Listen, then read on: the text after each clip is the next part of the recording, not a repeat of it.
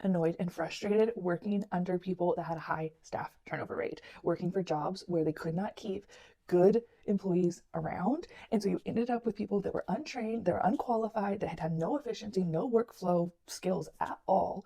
And you could not trust them because they had not been around long enough to develop that kind of relationship you need in a healthcare profession to really trust your patients monitoring with veterinary nurses or assistants. Frustrating to see like the expense and the cost and the things going down the drain, to know that you invest in people and try to teach them and try to train them, and then you know they're not going to last because of poor leadership, poor management, poor salaries.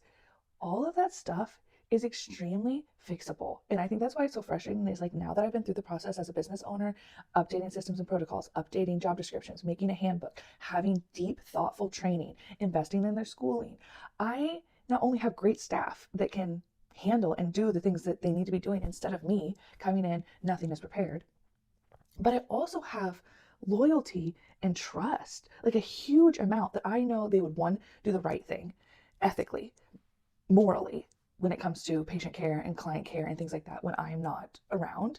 But it's also so nice to know that, like, when I'm in and out with my associate veterinarians and my registered technicians and things like that, that like we're all sharing in the care of these patients, and that I know things are getting done appropriately. I don't have to worry about, do they really do it and just mark it off? Or are they being lazy about it? Do they actually check if this dog's eating or vomiting or things like that? I have no worries about that anymore. And I just want you to know, like, if you're an associate veterinarian looking to own, but feel like you cannot find good help, there's tons of good help out there. You just have to provide a good job.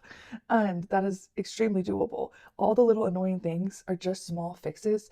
And if you can invest in your staff, they will invest back into you by tenfold. It is so worth it to do that, because burnout and staff turnover and having all of those things is a huge cost to a business. Having longevity in your staff is what really makes a difference.